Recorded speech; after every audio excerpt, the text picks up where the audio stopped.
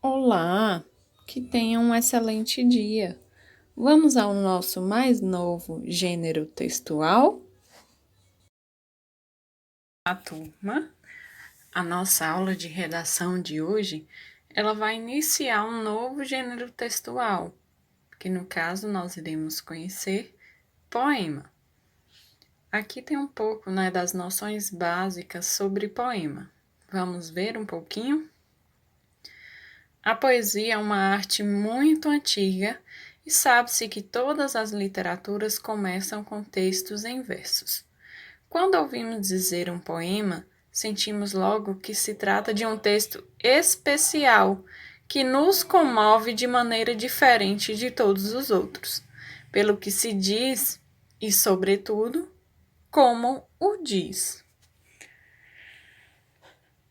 No texto poético, há um eu que fala das suas emoções, do que sente em relação ao que rodeia, e esse eu, é chamado eu lírico. É um texto onde há subjetividade e linguagem figurada, e normalmente aparece escrito em verso. O que é verso? Verso é a linha de um texto poético, dotada de ritmo e musicalidade. O estrofe é o grupo de versos que formam geralmente sentido completo num poema.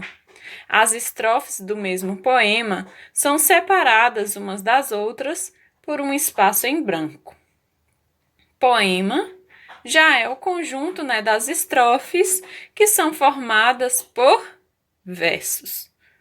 O texto poético, na análise de um texto poético, há que ter conta o número de versos e de estrofes, as figuras de linguagem, a rima quanto à disposição, acentuação e riqueza, os recursos expressivos, o tema e o assunto. Como é que pode estar nessa disposição? Pode estar com as rimas, em que as rimas elas são classificadas em emparelhada, cruzada, interpolada e encadeada. Então, olha aí, primeiro verso, segundo verso, terceiro verso, quarto verso. Uma rima emparelhada, uma interpolada. Uma rima emparelhada, quando vem em pares, juntos um do outro, e interpolada é quando já vem separadas uma das outras. Classificação da rima quanto ao seu lugar no verso. Vamos conhecer um pouquinho? As horas pela alameda arrastam vestes de seda. Vestes de seda sonhada pela alameda alongada. Então, a rima aí, ela é emparelhada, porque rimam dois seguidos. A, B, B. Alameda com seda e sonhada com alongada. Então, aqui existem, a rima emparelhada, porque ela vem em dois pares seguidos. Nunca julgues que quem canta é feliz porque é ilusão. Nem sempre diz a garganta o que sente o coração. Então, aí, canta com garganta, ilusão com coração. Nesse caso aí, a rima ela é cruzada, porque canta rimou com garganta, ilusão rimou com coração.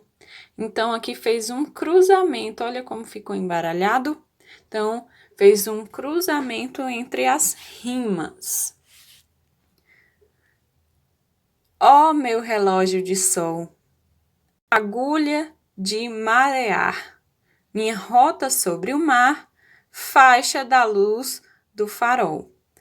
Nesse caso aí, é uma rima interpolada nos primeiros e quarto versos, porque estão separados por dois ou mais versos de rima diferente. Então, ela é interpolada. Sol, aqui, rimou com farol e marear rimou com mar. só que aí ela acabou ficando interpolada, porque existe a rima aqui sol e farol, que ficou separada por um par de rimas, que no caso foi marear e mar. Ok? Rima. As rimas elas podem ser classificadas quanto à acentuação ou sua riqueza. Acentuação: o verso termina numa palavra oxítona, o verso termina numa palavra paroxítona, ou o verso termina numa palavra proparoxítona. Há também a rima que ela traz riqueza. Ela é pobre quando as palavras que rimam pertencem à mesma classe gramatical. Por exemplo, termina em ar, inho, né? Mar, par, passarinho, carinho. Ou ela pode ser rica ou toante, pois apenas rimam com vogais. Há também no poema o metro, que é a medida do verso, que ele é classificado como escansão, a medição dos versos através das contagens das sílabas métricas. A sílaba métrica podem não corresponder às sílabas gramaticais, pois contam-se até a sílaba tônica da última palavra de cada verso. A elisão, ou seja, só se conta como uma sílaba métrica sempre que 2 ou 3 vogais puderem ser pronunciadas numa só emissão do som, né? Quando emitir o som, aí conta essa sílaba métrica. Exemplo, ela ouviu. Ela ouviu.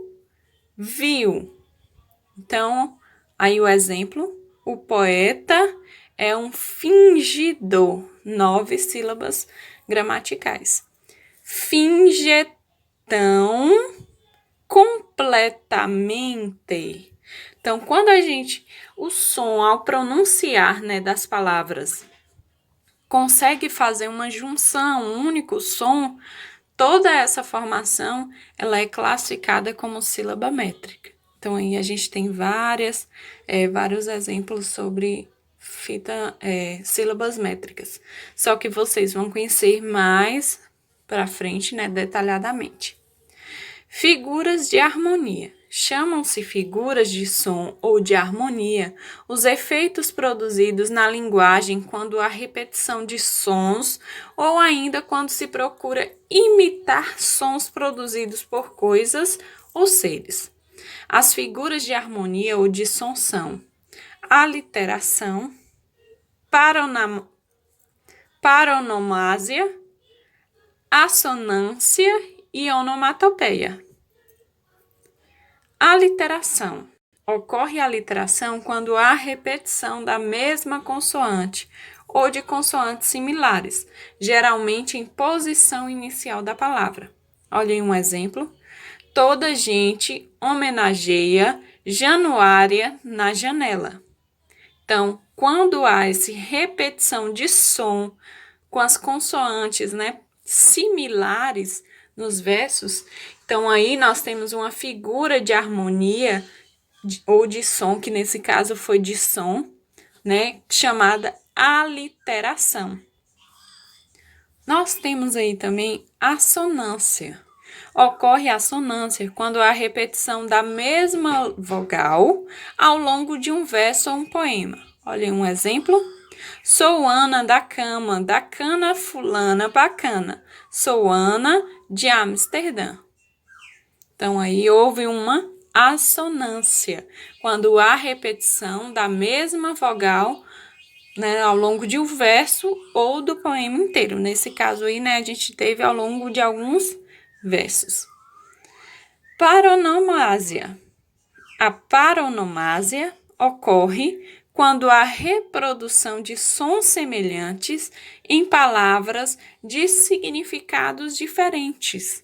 Olha aí o exemplo. Berro pelo aterro, pelo desterro.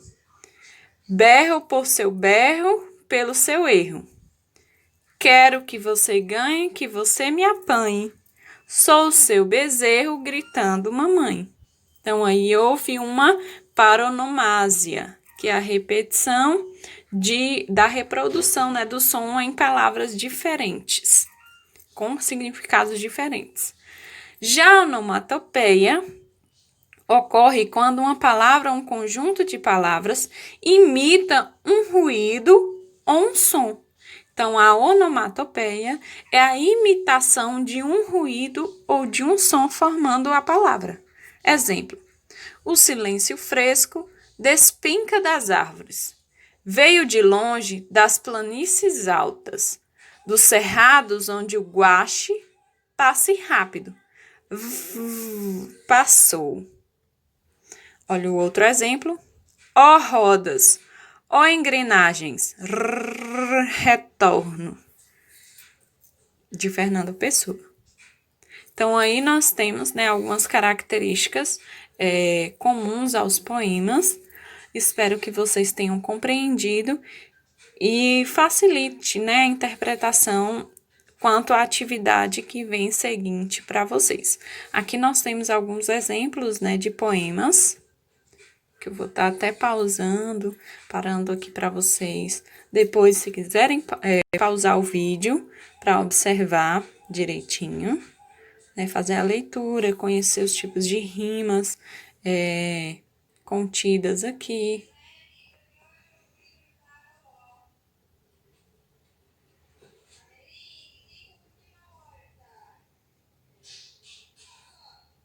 Aí depois, qualquer coisa, se vocês quiserem ler, né, conhecer um pouco mais desses poemas, vocês vão pausando para poder fazer a leitura e conhecê-los, ok?